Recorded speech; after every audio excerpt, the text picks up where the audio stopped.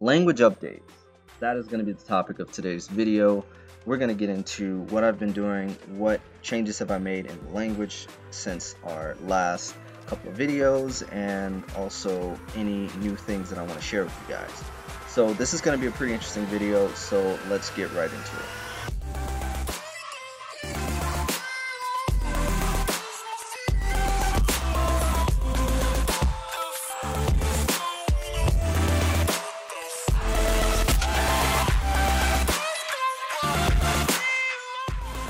What is up, guys?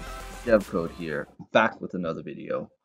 So as you heard, I'm going to be talking about language updates, and this is going to kind of be like a impromptu video. As you notice, I'm going to be posting this on a Sunday, so it's not your regularly scheduled programming. This isn't going to be like a lesson on how to do things. It's more of like a sandbox, pretty much. So for future videos, if you guys have any questions, if you want me to show you guys something, if you want me to demo anything, or whatever you want me to do, definitely type that into the YouTube comments below and I can make a video about it. But besides that, today we're mostly going to be talking about the changes that I've made to the language since I don't really have any questions to answer yet. So as you know, I've been developing the language as I'm making this YouTube series, and I've been moving with some pretty high velocity. Like, I've been doing quite a bit of work. And as the language evolves, I figure out new features and I figure out things that I want to add to it that I think might add value, and might just make the overall experience a lot better. So I'm taking tons of features and ideas from other languages. As I've said before, I want this to be the language that every programmer loves to use. So let's get into exactly what I changed. And by the way, I will be posting a video tomorrow on Monday, so don't worry, this isn't like going to be your video for the week. This is just, like I said, an impromptu video that I decided to just film. So I'm going to start here and we're going to create a main, define main. Let's see what I did. So where is it? Here it is. Okay. So nil, that's the first thing. So I'm going to start. I'm going to show you guys that first. So this one's really simple. So like, let's say we have a foo, create a function. Typically the way the language worked is if you didn't want to return anything, you just left it blank. And if you wanted to, you can say I want to return an int, and then you can just return an int there. But there was no real way to like say void, right? Because you guys know, some of you have developed in Java before, you know you can type void and then your function name here. So I didn't have that. So basically what nil is void. It's pretty much the same thing. It's its own version of that. I decided to add that because I thought that it'd be useful to be able to allow the user to explicitly say, I don't want this to return something. It's not required, by the way, so you can still do this. That hasn't changed. So if you don't have anything there, the compiler will let you do that and it's fine. But yeah, so let's go to the next one. Aliasing. Okay, so aliasing was pretty simple. It was definitely a feature that I thought would be pretty cool to add into the language, and it wasn't that difficult to add in considering where I am in development. I thought that as a developer, we want to have our code represent the real world as much as possible. So that's kind of what aliasing aims to do. So let's give a good example here. So if I do money, and I can say I have $1.52. Now, this is pretty easy. I mean, this is very simple. You can just say you have money and you can say 152. But let's say you want to actually have a type of money. Well, normally you'd have to do dollar and then you'd have to, of course, create a class called dollar. And in that class, you'd have to write a bunch of different things, right? Because you can't really explicitly assign 152. So you'd have to go in here and you'd have to create we'd have to define an operator, and then you'd have to say var, and you'd have to put your code in there. And I'm not going to write everything else, but you kind of get where I'm going at here. You basically have to write in a ton of functionality for something that should be very simple to do. So instead of writing all of this boilerplate code, and there's nothing wrong with doing this, if you want to have a type that can do special things, that's totally fine. But in our example, we don't want to do that. We just want to have something represented as something else without having to write all of the boilerplate. So that's where alias comes in. So if we type our alias, we can say var as dollar. So we can say var as dollar, and what alias does is it creates an alias, or it creates a new type of dollar, but it's represented as this var. So now we can just say money is a dollar, and we can assign it to this. And I thought this was really nice. It really makes things a lot easier. So that way you can represent types as other things. And it goes even a bit further. So like, remember, if you guys remember, I have this list here, right? So let's say we wanted to do this. So we want to say list array list. So let's say we want to represent list as an array list.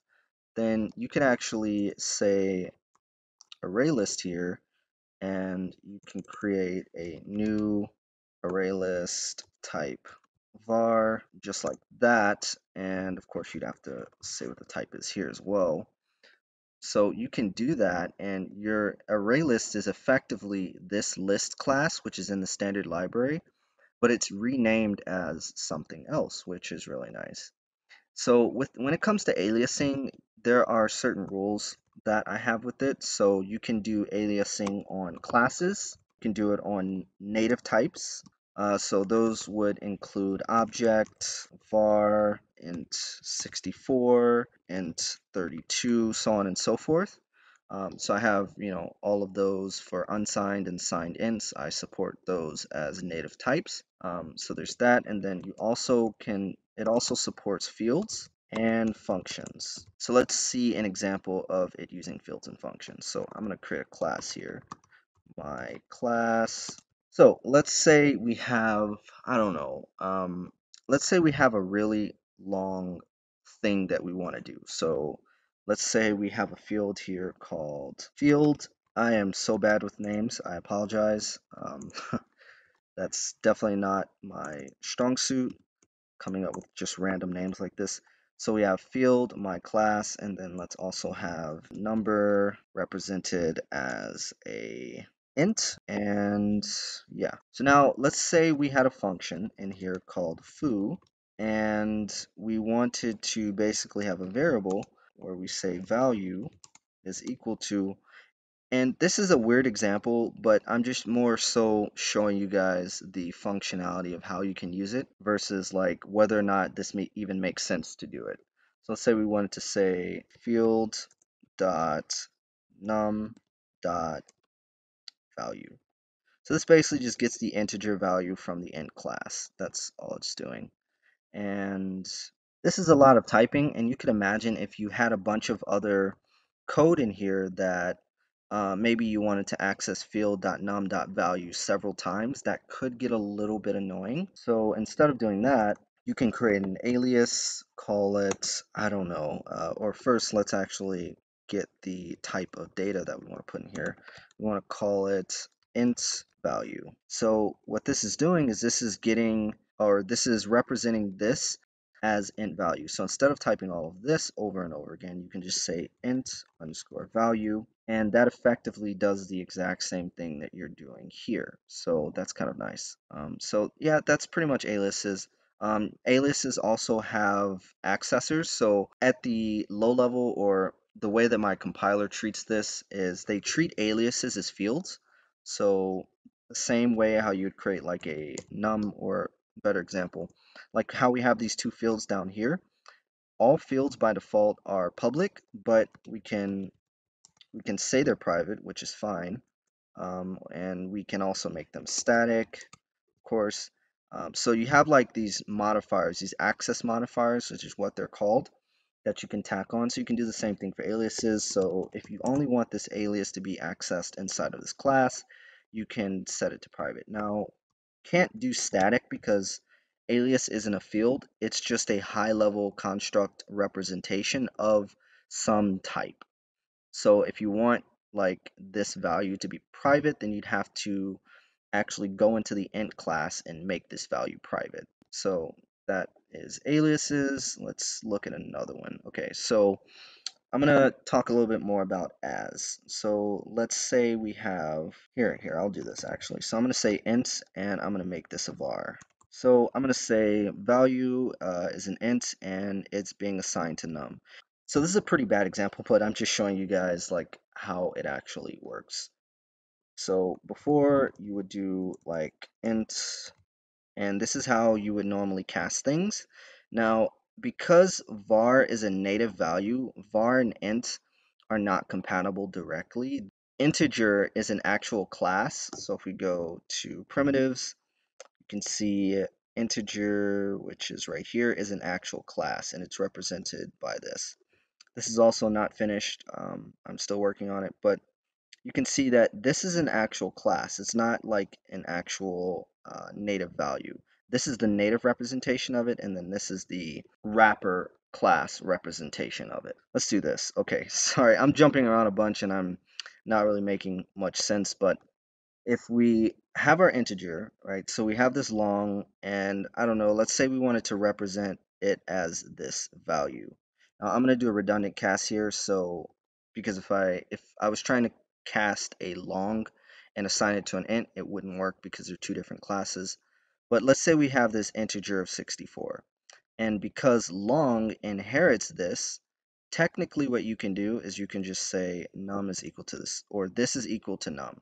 But for the purposes of this video, I'm going to cast it. So I'm going to say, here, do I still have it? Yeah. So that's how we would cast it before. Now what we do is say as this. So it's a lot better of a flow. Swift does this. If any of you guys have programmed in Swift before, Kotlin also does this, and I think a few other languages. But it flows well with you. So you're basically saying this type is represented as this type, or this set of data is represented as this type. And I decided to go with that change because of this syntax. I have alias representing this type as this new type, so that's kind of why I made that change. Um, there's not much else to it. Casting is pretty much the exact same, it's just a syntax change. So let's do a init. Okay, so let's talk about a init. A init is a new keyword, init, there we go, that I added. So before we had a certain concept of like code injection. So what do I mean by that? Here, I'm going to create a my class constructor, and I'm going to, or here, I'll pass some data in here. And I don't know, let's say we have some data and we want to say num is equal to data. I'm also going to clear up some of this code because it's starting to get a little busy. So let's say we had something like this. So previously before, whenever you wanted to have some code be injected into the constructor, or basically every time you create the class, it's going to have it as a default value, you would have to say this. You'd have to say num is equal to 19. And if I remove this here, so basically what this would do is this would effectively inject this code into here and say num is equal to 19. But that was the only way that you could actually inject a single line of code into every single constructor. So every single constructor that this class has would have this code in it. And that was useful when you wanted to construct classes with default values and do stuff, but maybe you want to do some more complicated things. So I don't know, let's say you wanted to call some function in here and you wanted to do like a for loop and do some stuff in there. And I don't know, maybe you wanted to do some other stuff as well. Well, now you can with a init. Basically what a init does is it takes all this code and it will effectively inject it to the top of every single constructor that your class has. So I thought this feature was pretty cool because it allowed me to no longer have to rely on using default values as a way to inject code in there, because you could technically like fake it where you could say set up state, and you could assign setup state variable to state setup function, and state setup function would basically, or this code would basically be injected into here, and whenever the class gets instantiated you would call this function and it would do the setup for the class. But that's not really a good way to go about it. So that's pretty much why I created init. All right, so let's look at the next one. Oh, I'm saving dictionaries for last. Okay, getter setter. This one was another one that was kind of annoying me. So before, every time when I would create a class, right, I would have to set up my variables and I'd have some functions in here. And I would basically have, so I'd create like a define. I'd have to set up a get num function. And that would basically just return num. And I mean, to be honest, even with single line or, inline functions, it's still a pain in the butt to have to do this getter setter crap every time because maybe you don't want the user to have direct access to getter setters and you don't want them to directly, set the value. You may want to do some stuff when they get the value and you might want to do some stuff when they set the value. So it was a bit of a pain in the ass to have to write that every time. So now what I added was I added get and set value. All right, so that's pretty, do I even need semicolon? I don't even remember if I need a semicolon here. I don't think so. But I basically added getters and setters to every single field. So this is a syntax. You just basically plop this code onto the end of every single variable. And the order doesn't matter. So you can do like set then get or get then set or one or the other. It really doesn't matter. Um, so the compiler just kind of figures out what it needs to do. But yeah, this is pretty much it. So I'm going to briefly explain how this actually works. So what effectively happens is the compiler processes this variable and then it checks to see, all right, do we have any getters and setters? Now I'm going to first explain get. So it's going to say like, okay, do we have a getter? Great. I'm going to create this function get underscore and then it does the name of the field. So considering that the name of the field is num, it's going to generate a function called get underscore num. And whatever you put inside of here gets injected into this function that was auto-generated by the compiler, and that's pretty much it. So like for instance, if I had like, I don't know, a variable private num value is equal to get underscore num, this would effectively work. So like if I delete this right now, whoops, if I delete this, I can actually call get num because it has a getter and setter on it, or because it has a getter attached to this field. So this code would actually work, which is really cool. And what's really cool about this is you actually have to set it to public, otherwise you can't have the getter and setter. But what's cool about this is when you actually call to access the fields, you no longer have to like, so let's say this was static, right? You no longer have to do, so I'm going to create my class here. So MC of type my underscore class is equal to new my underscore class. So you don't actually have to say MC dot get underscore num. You could just say num. And what will effectively happen is, and let's say n is equal to this, instead of me accessing get underscore num, you're effectively saying get underscore num. So it's going to replace that code with calling the function, which is really nice. Um, and that's really cool. Now, here's an interesting thing that I wanted to mention to you guys. So I thought this was pretty interesting, so I want to share it. And we'll talk about it a little bit more later. But when I was actually processing this, my compiler processes things from a top-down manner, right? So if you have a variable and you're saying num value is equal to num, it's a bit weird how I have to figure out how or what num is. Like how do I get num and then, does it have getters and setters and everything else involved with it? So it was really complicated and this was fine, right? I had a system in place to resolve num even though it was defined after num value was defined. But if I did something like that, it was even weirder because I'm now calling a function that is auto-generated by a field that hasn't even been processed yet. And it was an absolute shit show to figure out how to actually get that to work. So what I decided to do was I basically am doing this. So even if you call like, I don't know, let's say set num, let's say set num and then let's say 99. And even if you're calling that, I had to basically run the same code. So what I do at the compiler level is I say, does the function that you're calling start with get or set? And if it does, if it starts with get underscore or set underscore, then process everything after that up until you get to this part, like until you get into the end of the parentheses or the end of the function name.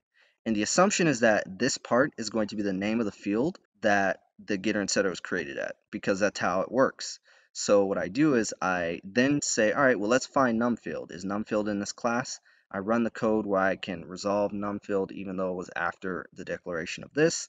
I find num field, I process the type of num field, I process the getter and setter, and then I reprocess this entire expression here. So then I reprocess get num, and the function exists now because it has a getter and setter attached to the value.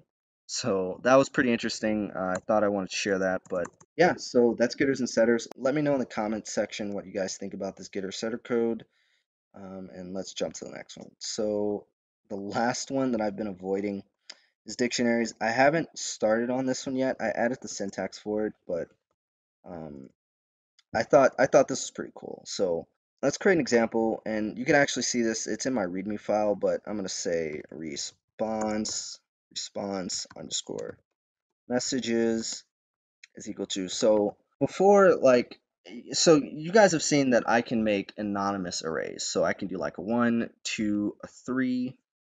I can do stuff like that. I can also create a lambda function. So I can say x, y, z, and I can create a lambda function, and I can put some code in here and do whatever I want. And then this effectively is a lambda expression. Of course, I'd have to add the function keyword at the beginning.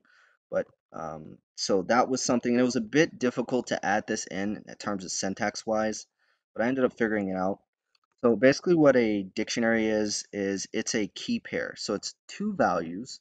So I'm going to create, what was the syntax? 200, and then I'm going to say 200 error. So these are like response messages that you'd get from a server, 500, and then I'd say 500 error. Then what was another one? I don't know, 405. You guys get the point. 405 error. So what this is basically just a dictionary that contains a key pair map of a bunch of values. And of course, the keys have to match up, and the values also have to match up. But yeah, that's pretty much it. And what this does is, let's actually write, so the compiler converts this into actual code. So the compiler sees this, it says, oh, it's a dictionary, and it converts it to create dict.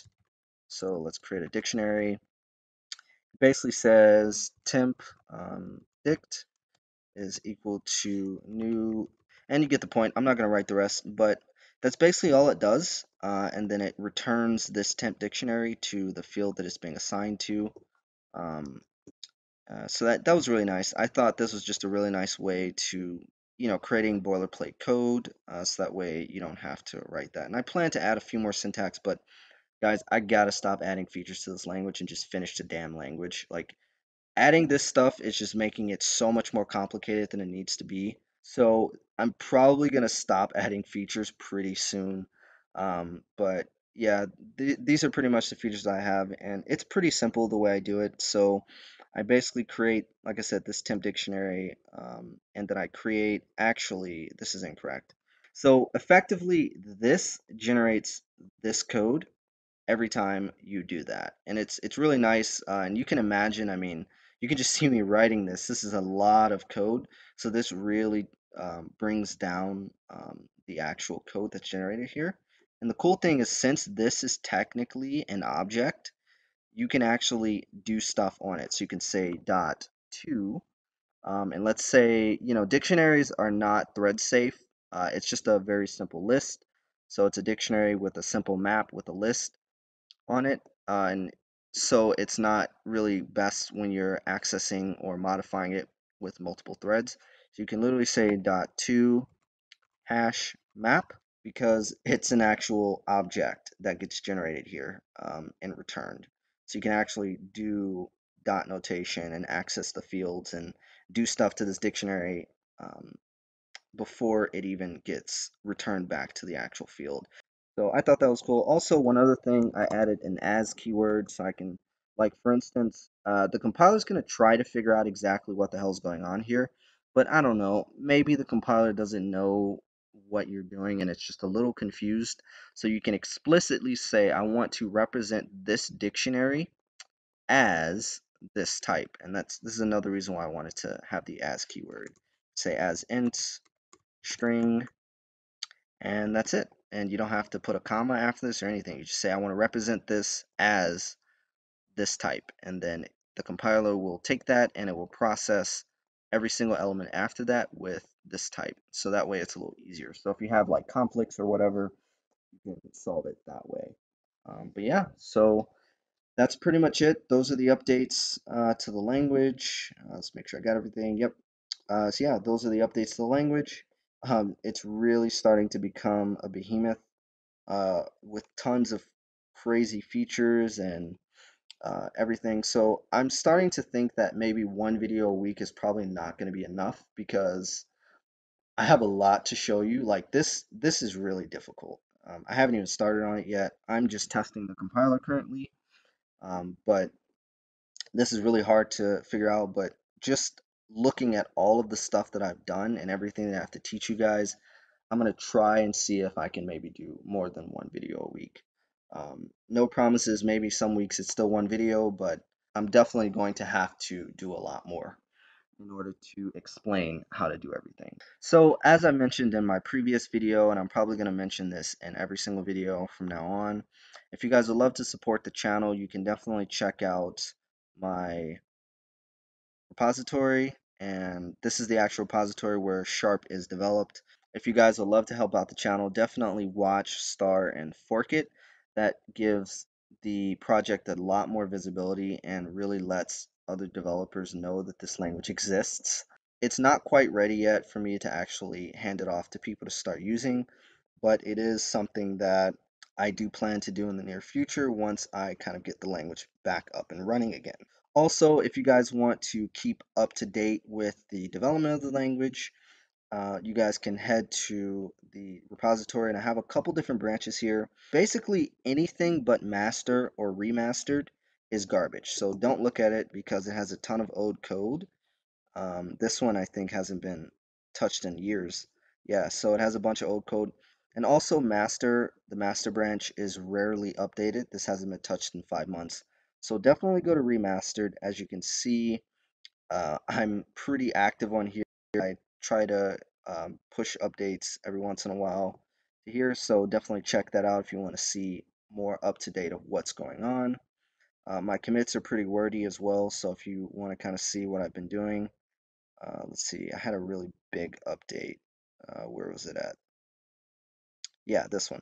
Yeah, so as you can see, I did this a few days ago and I added a ton of stuff. So if you guys want to just check out what I've been doing in terms of commits, you can do that. Or if you are curious, you can go to not the bin folder, but the doc folder, and you can check out, so there's a couple things in here.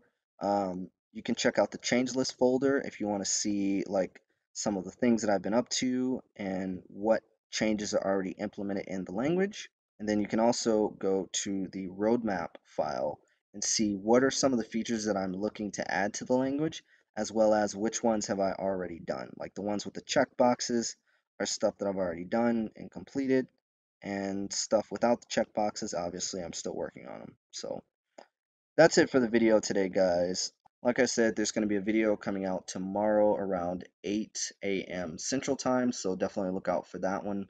Hope you guys enjoyed the video. Definitely like, comment, and subscribe if you guys like what you saw and you want to see more. And until next time, see you guys later.